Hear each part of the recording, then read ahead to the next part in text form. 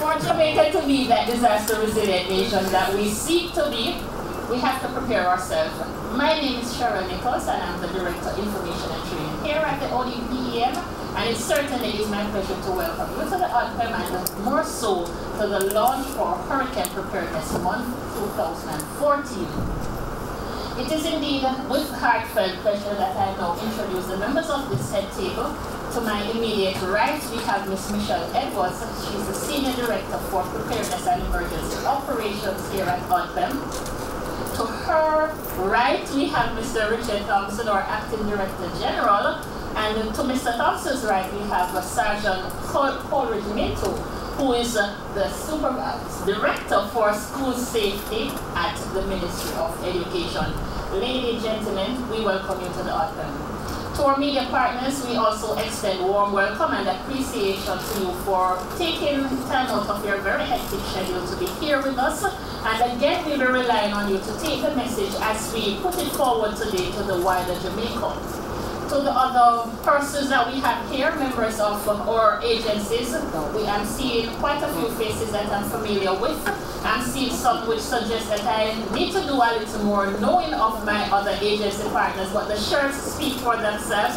We welcome you and we recognize that if we're going to be ready for any emergency, the sort of collaboration as is displayed here this morning is what is going to get us to where we ought to be. That said, we are trusting that when we have gotten to the end of this hour's launch, we would have been ready to take on Hurricane Preparedness Month, and by extension would have been in high gear for the hurricane season when it starts within another month. At this point in time, I'm going to be inviting Ms. Michelle Edwards, our Senior Director for Preparedness and Emergency Operations, like I mentioned earlier, to come and give us some general ideas, is indicated on our agenda, on the significance of Hurricane Preparedness Month. Ms. Edwards?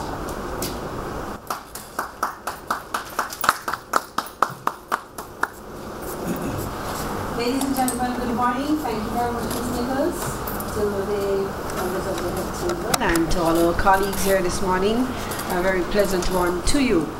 ODPEM observes May as Hurricane Preparedness Month, and the rationale behind this is to move to inform, encourage, and bring attention to the needs for preparedness for the hurricane season. Now we know that the hurricane season is June to November, and what to do, knowing what to do, when to do, and how to do is very important.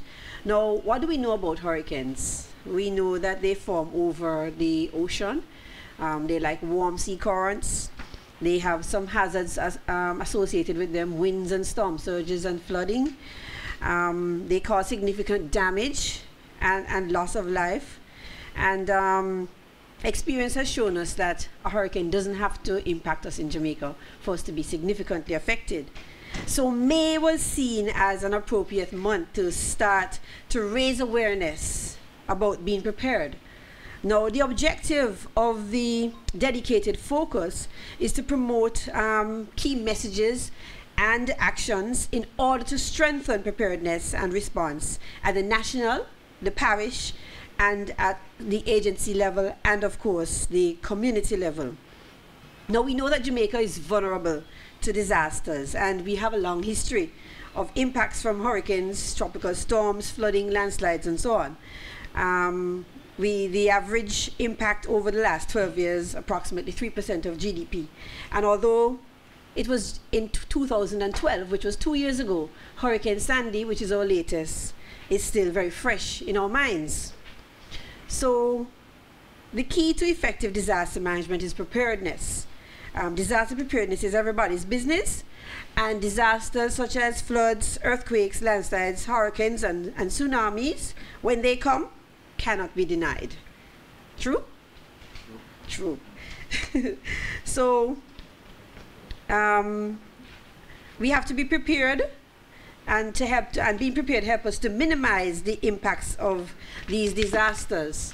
Now, why we focus on May for hurricane preparedness, and what does that preparedness really entail? Some of the actions that you need to take. Now, I know that this is something that we know like the back of our hands, where we ensure we are aware of our surroundings.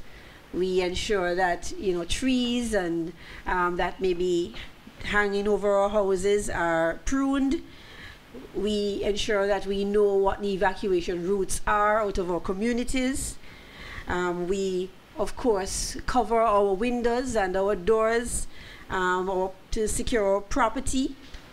And all of those preparedness measures that are taken at the community level. But most important, I must emphasize the need for every family, every household to have a household disaster plan. And in that plan, it really will identify what are the actions to be taken by the family. If the family gets separated, who is it that you will call, where the children are to go, if there's a disaster, who is to pick up the children after school, or, you know, those are the kinds of actions that would be in your family disaster plan. And, you know, we are as prepared as our households are prepared. And so I would really encourage and advise that one of the things I would really love to see is every household in Jamaica having a disaster plan. Now, there are actions that should be taken during the hurricane and after the hurricane. I won't go through all of them, but it is important that we listen to the radio and we keep ourselves informed as to what is happening.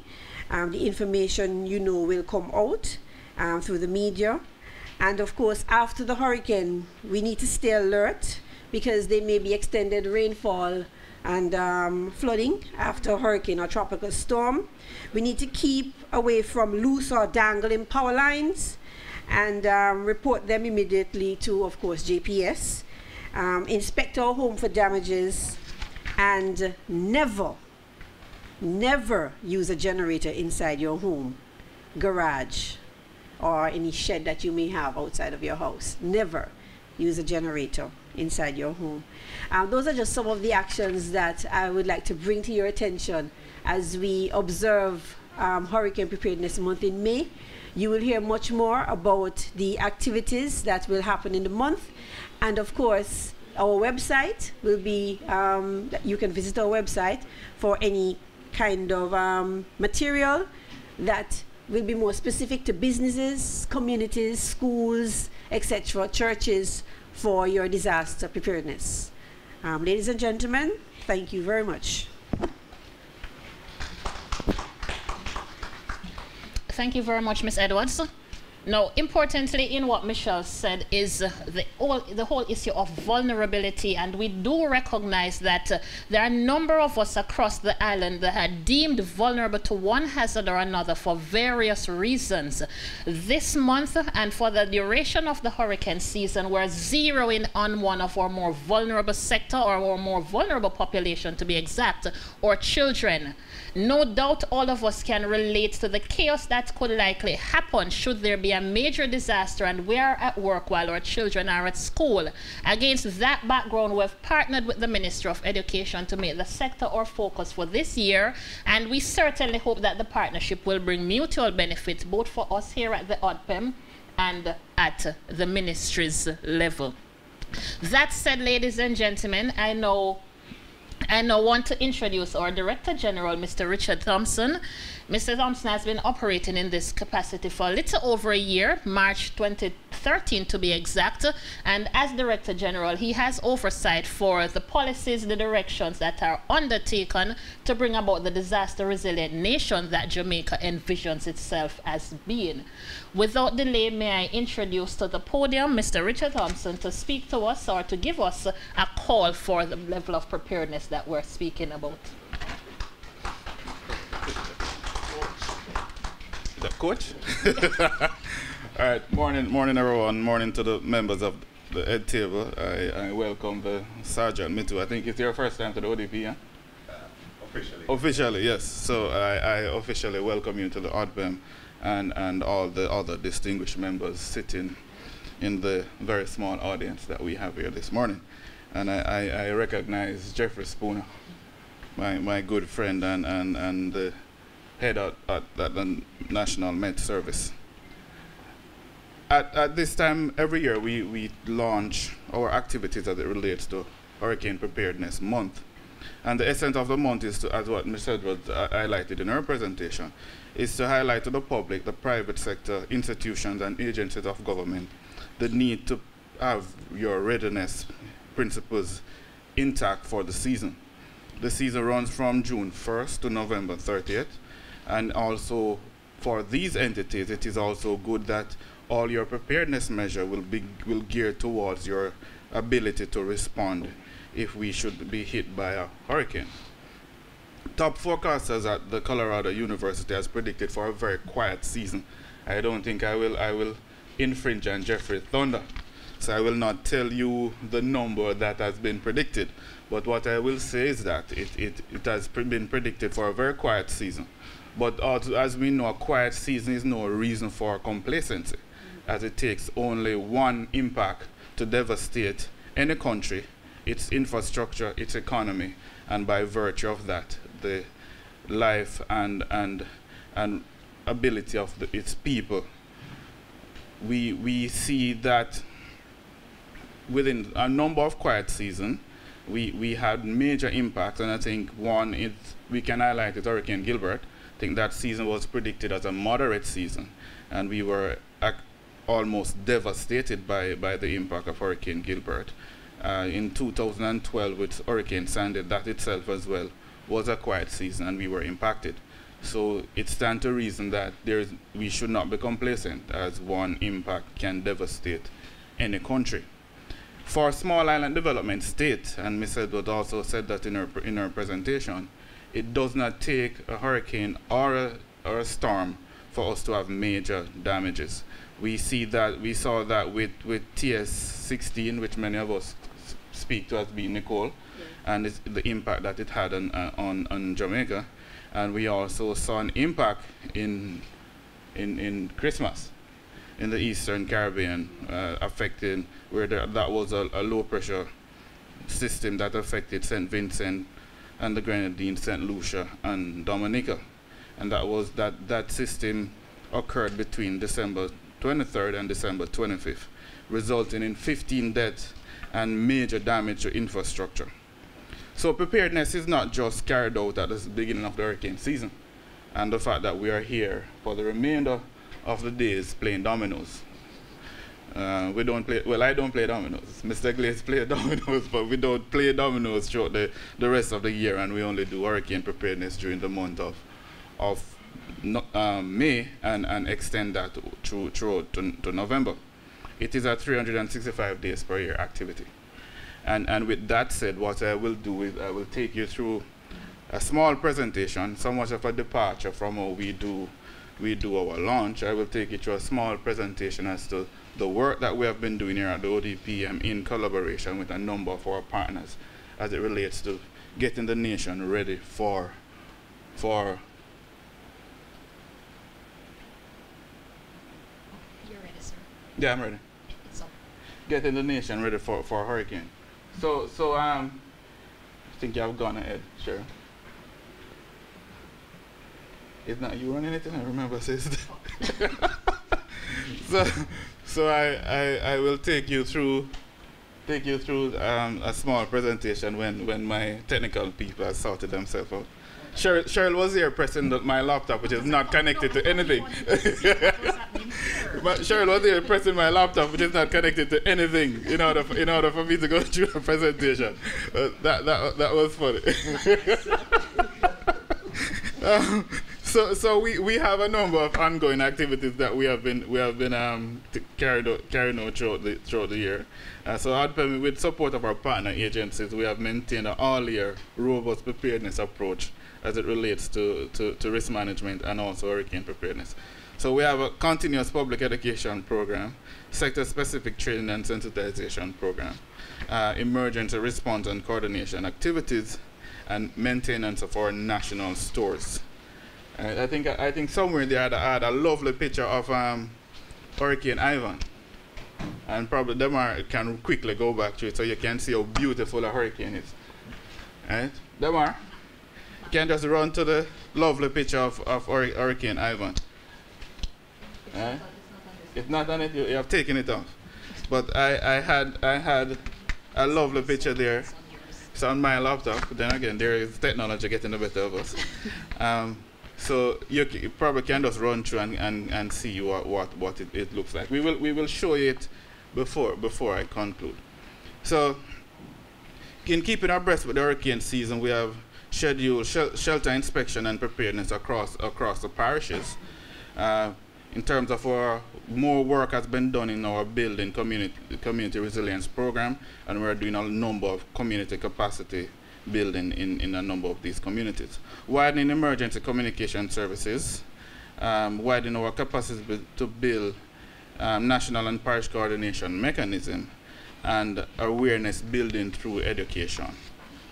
Right? Our education and public sensitization program, we have heightened the public education awareness and sensitization programs, and that's nationally. Dissemination of posters and brochure, media releases, expo, fairs, presentation and talks to business community, schools, and other organizations. And we are happy to have the presence of the Ministry of Education here in the person of Sergeant Minto. Our community preparedness programs, that relates to community developed disaster plans. We have done 17 of those as it relates to community groups being established. 13 plans being finalized, and another 4 plans in progress.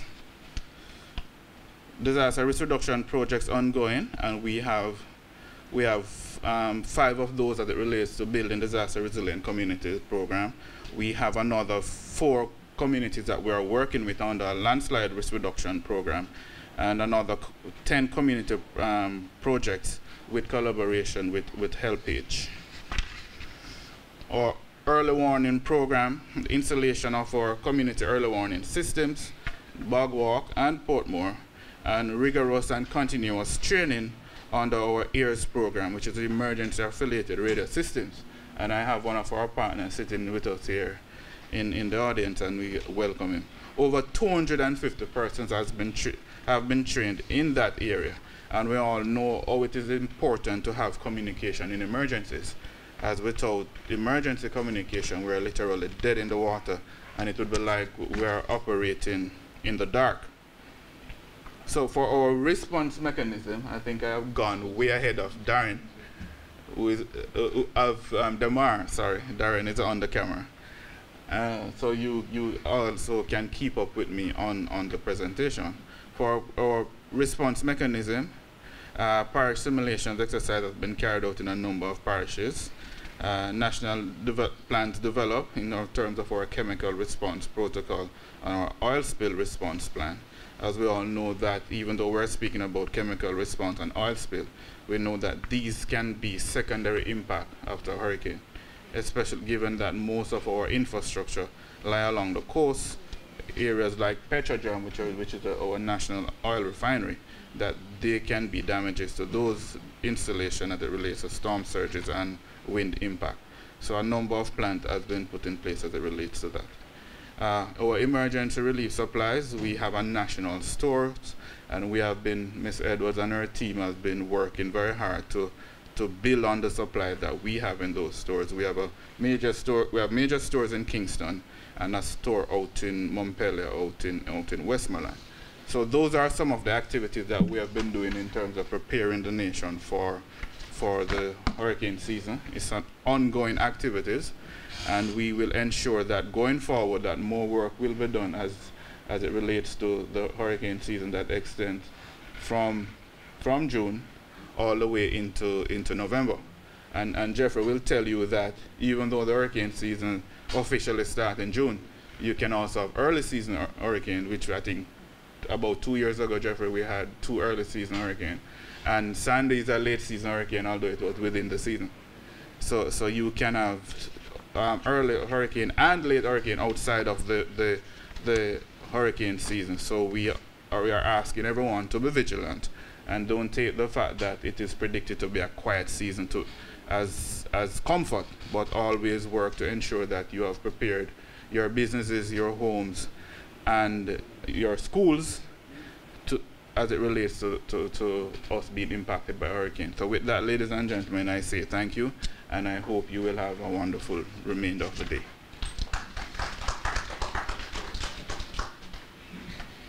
Thank you very much, Mr. Thompson.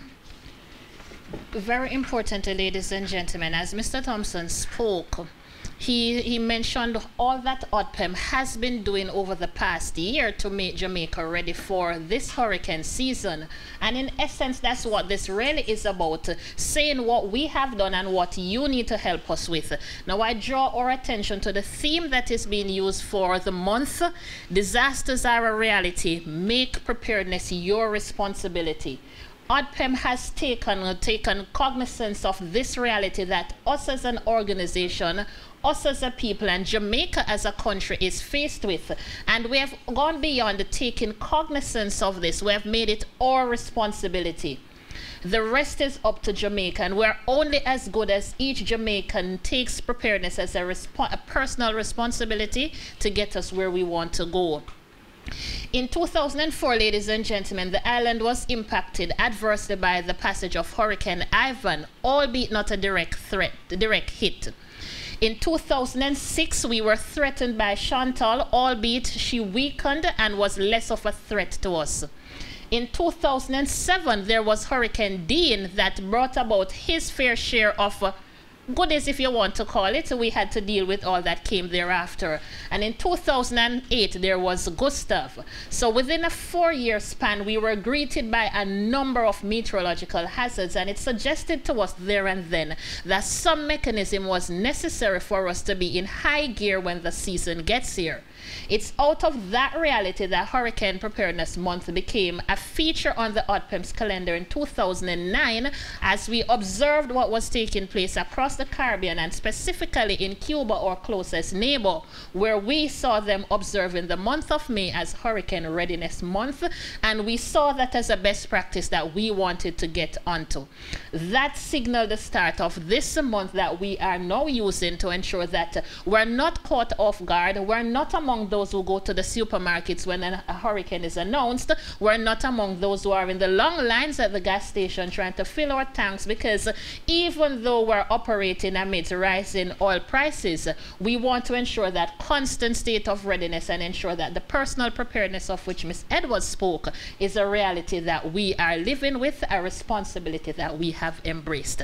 That said, just wanted to get us to understand that the call that Mr. Thompson has made is not just from an organization point of view, but to ensure that as individuals, that readiness capacity is built and maintained at all times. It is now my pleasure, ladies and gentlemen, to bring to this platform Sergeant Coleridge Minter. He's the Director for Safety and Security in Schools.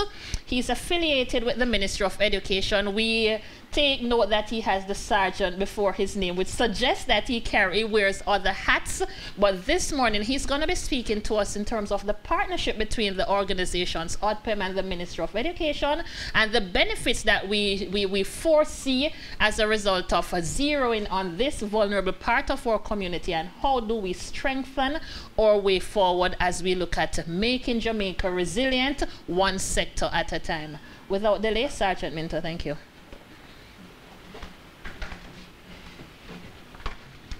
Thank you, Madam Chair, Mr. Richard Thompson, Acting Director General of ODPEM, other members of the head table. Ladies and gentlemen, pleasant morning to you. It is true that I wear several caps, as our chairperson has indicated. I am still a law enforcement officer and was seconded to the Ministry of Education in December last year, and on a special assignment in leading the charge of the Security and Safety Department in the Ministry of Education. The Ministry of Education is pleased that the Office of Disaster Preparedness and Emergency Management, ODPEM, has cemented this partnership in ensuring that the preparation for the hurricane season is not just carried broadly, but is strategically, and ensuring that through education, this message is reaching students in our schools. The Ministry fully endorses the initiatives of ODPEM and is also facilitating its team entering several of our schools during this month and beyond, I may say, to promote or sensitize students with the various activities and initiatives. disaster preparedness is annexed to the Safe School program, which dates back to September 2004. This program is a special program developed to treat with managing violence, antisocial behavior, truancy, children at risk, inter alia. The broad objective is generally to keep the school's environment safe. This program, ladies and gentlemen, is monitored under the theme, Making Your School Environment Safer. The security and safety of our nation's children is of paramount importance to the Ministry of Education, and by extension, I'd want to think to all of us. Violence in schools has become a major challenge for many administrators. The number of reported incidents in our schools has created serious challenges in some of our most prominent secondary and high schools, and has prompted the Ministry of Education, along with the Ministry of National Security, the Jamaica Constabulary Force, and other partners to develop new strategies to deal with this matter. The program seeks to mobilize actions across sectors and disciplines in developing a collaborative strategies that are grounded in the best available evidence on what works to reduce violent and antisocial behavior in young people.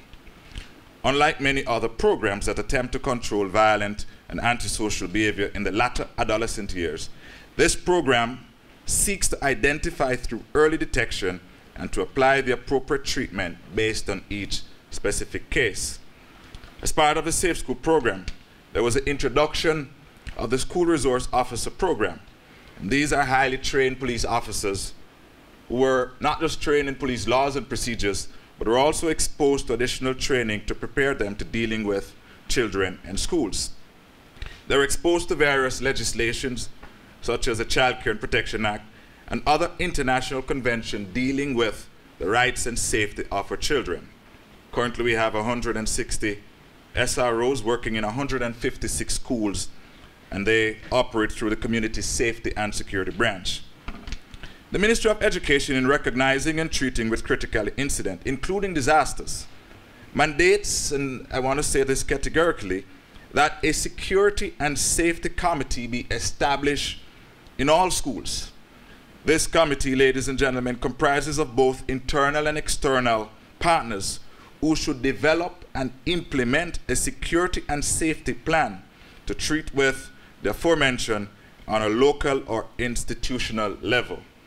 The committee comprises of the principal, representative from the school board, the dean, the guidance council of police, fire personnel, representative from ODPEM, member of the PTA, and other such personnel that will add value to security and safety. The Security and Safety Unit in the Ministry of Education, which I now heads, is now working with schools to have this committee set up to further strengthen the resolve of ODPEM and the other agency as it relates to preparedness and readiness should in case a disaster strikes. Our unit is also providing guidance and support to other schools that already have this committee in place. Disasters, ladies and gentlemen, are a reality, a fact that hopefully is recognized by all citizens. The Safe School program, as previously mentioned, dates back to 2004. However, in 2007, the Minister of Education established a special committee on security and safety in schools to coordinate the work that was being done in various departments of the ministry. By 2008, the ministry formally rolled out this program in all high schools, and by 2010, the program was rolled out in primary and junior high schools. The principals of primary schools were sensitized through the program through regional directors as well as the National College of Educational Leadership. The ministry provides 4 manuals to deal with critical incidents, including disasters. 1, security and safety guidelines. 2, the critical incident management plan. 3, guidelines to schools for the management of hazardous material, equipment, and disposal of hazardous waste. And 4, safety guidelines for contact sports. The 4 manuals provide instruction in the various categories. In recent years, a 5th manual was provided through our kind partner, ODPEM, that deals specifically with disaster management. And this was the Emergency Preparedness and Response planned for schools and childcare institutions. And these manuals, Director, were distributed across the schools in Jamaica. Hurricane Sandy, which we all perhaps remember, saw 151 schools in 3 parishes being severely damaged in the east: St. Mary, St. Thomas, and Portland. The Ministry of Education spent in excess of $300 million in repairs, and thanks to our partners, including ADPEM, who were very instrumental with the post-hurricane activities in getting back our schools to normalcy. Whilst the context of this launch, the emphasis is on natural disasters, the ministry is currently examining other areas that poses a threat to safety and security of the teaching and learning environment in schools. One such matter has to do with vendors, and currently there is a policy that we're trying to develop that deals with illegal vending that poses not only a security risk but a serious health hazard to our children. Based on the aforesaid, may I, on behalf of the Honorable Minister of Education and the entire ministry, confirm our unreserved support to this launch and the planned activities as we seek to make preparedness everyone's responsibility. Thank you, and God bless you.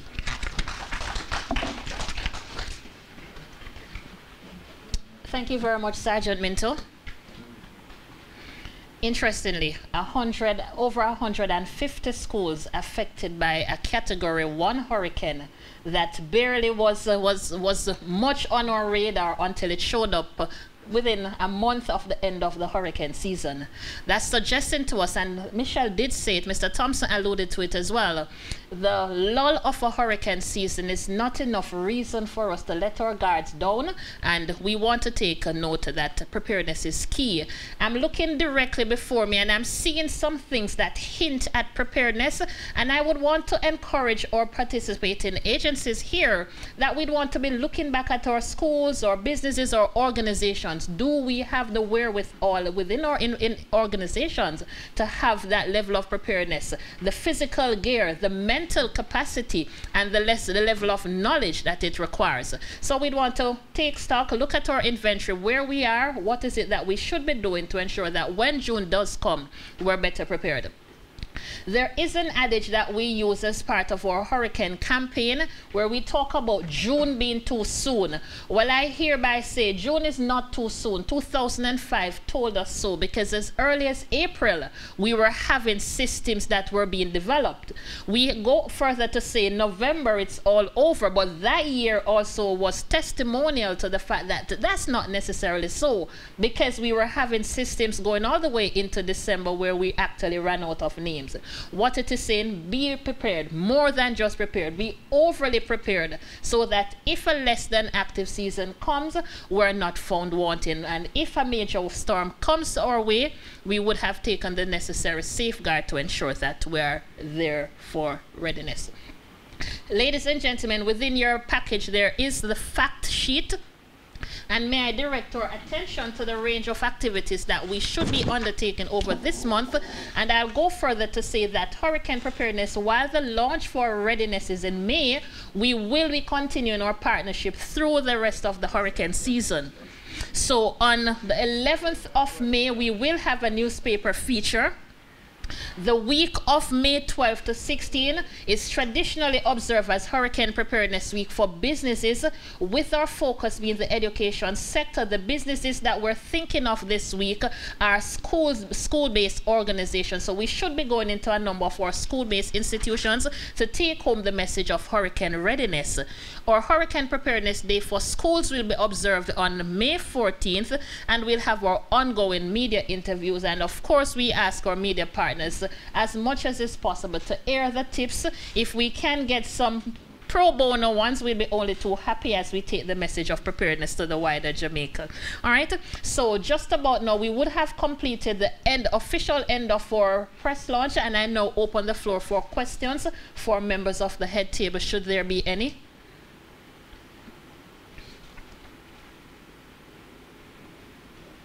Yes, Mr. Spooner. Good morning. Good morning to you too. Everybody, members of the head team and colleagues. And I do really welcome this launch this morning and the focus being placed on our educational sector. We all know that most of the schools are used for shelter, especially if we are threatened or impacted. And I would just want to know, or just want to find out, how sensitized the school community is with respect to the schools being used for shelter, and what plans are in place really to have this sort of preparedness of the schools to be used as shelter. Mr. Thompson, you want to take this one? Yeah, Jeffrey. Well, you're man, am I? Oh, the media will. Or I could take it as far as I could take it to you. If you have a problem, need man, others. Well, I think that has been a well-established program as it relates to schools being used as shelters, and we know the challenges with it. yeah, and there are challenges as it relates to use of the property and protection of the property, and that has always been a concern of us, and we have done a lot of work as it relates to the shelter management program, work in the local authorities, and also the schools have been on board.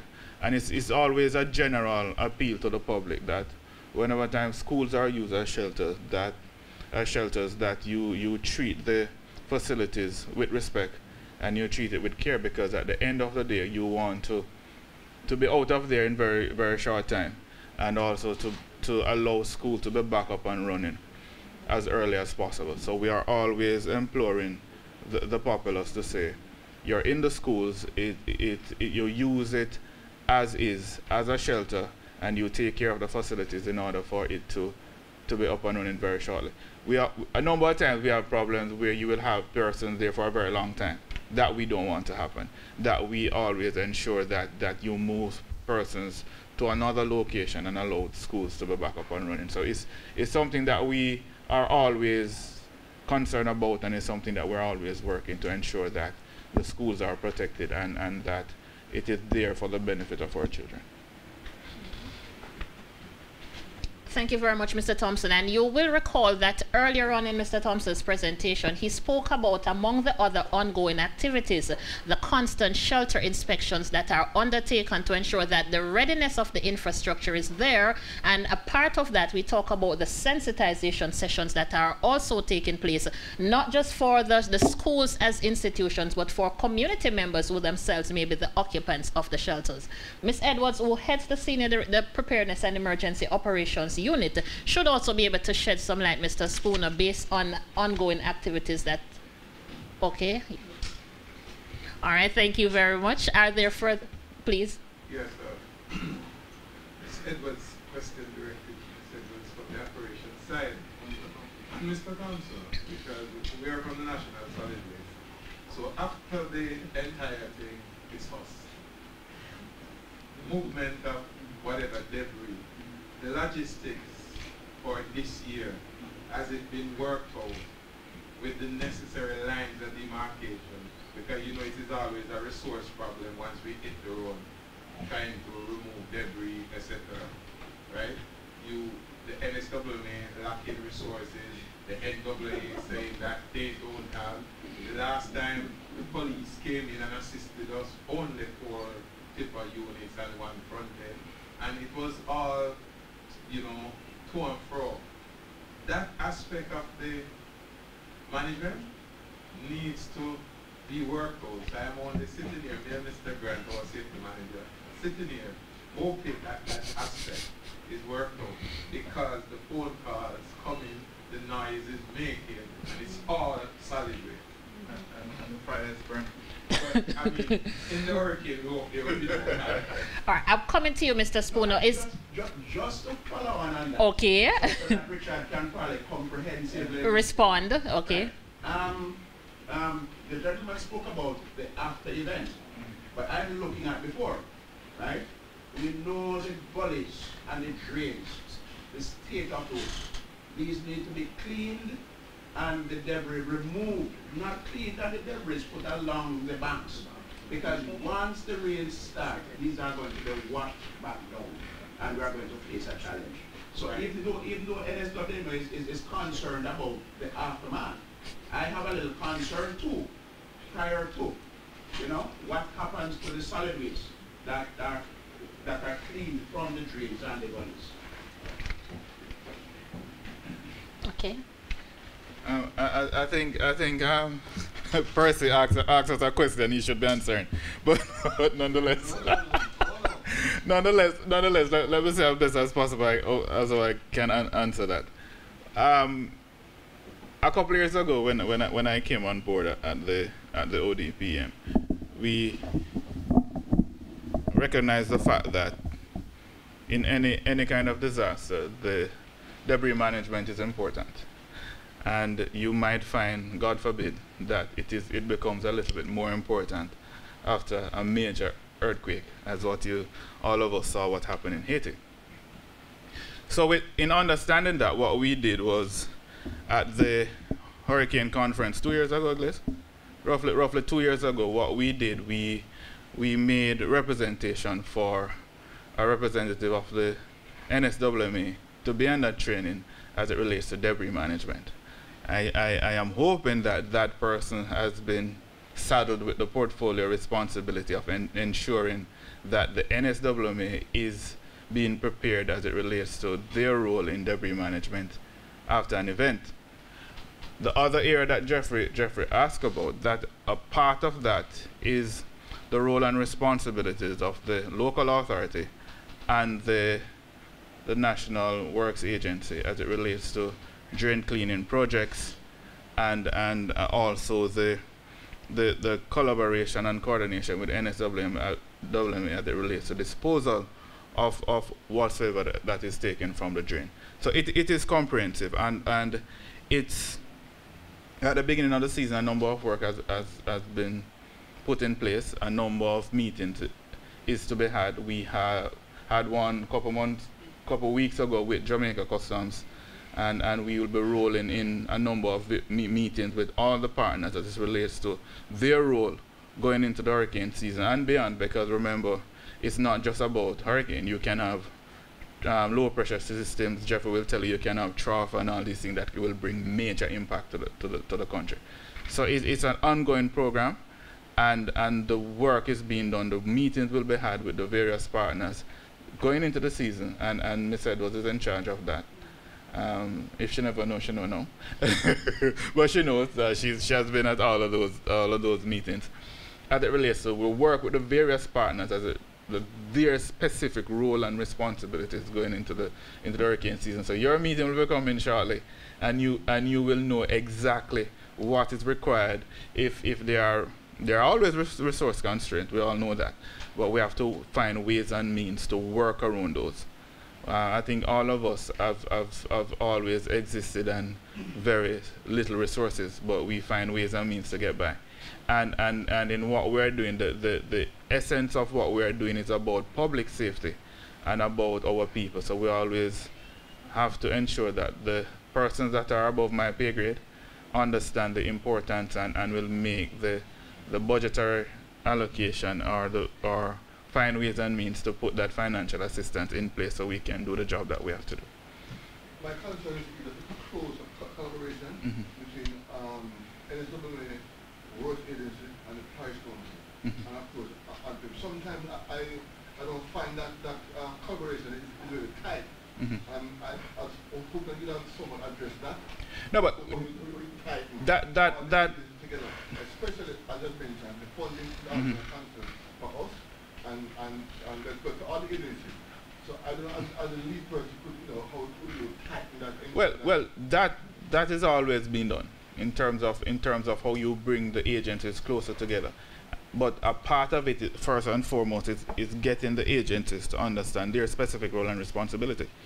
So no matter how much you try to build synergy, if the individual that you're working with don't know what they ought to do when push comes to shove, as speaking colloquially, they will not effectively be a part of the process. So the meetings is to ensure that agencies do understand their role and responsibility. There is collaborative and coordinating effort as it relates to the work that we ought to do, because we always speak about join-up government. I think ADPEM is one of the agencies that facilitate join-up government. In terms of getting people together, there's a resource constraint. So when you get people to work together, you can have a bigger bang for the buck. So that's the intent going forward into this hurricane season. And on beyond is to ensure that agencies collaborate their effort. They do know their roles and responsibilities. And if we should be impacted, God forbid, that people don't throw up their hand and say, boy, I never know that I should be doing X, Y, or Z. So that's what we're doing going forward. So your meeting will be held shortly. I think Percy might be a part of that meeting when we call the NSWMA to sit with us to look at what should happen for the remainder of the season. Thank you very much. Are there any further questions? We wrap up. All right, there be no further questions, ladies and gentlemen. I want to again thank you very much for taking the time out to share this occasion with us and to wish for the same level of collaboration or strengthened better as we move forward into the peak of the hurricane season, at which time we'll speak to the forecast and the various projections that there are for the region as a whole as we look at 2014's hurricane season. I now invite us to join us for refreshment. There is light refreshment provided. Ms. Brown stands ready to direct us to the area where the refreshment is being served. Thank you very much. Have a very good rest of the day.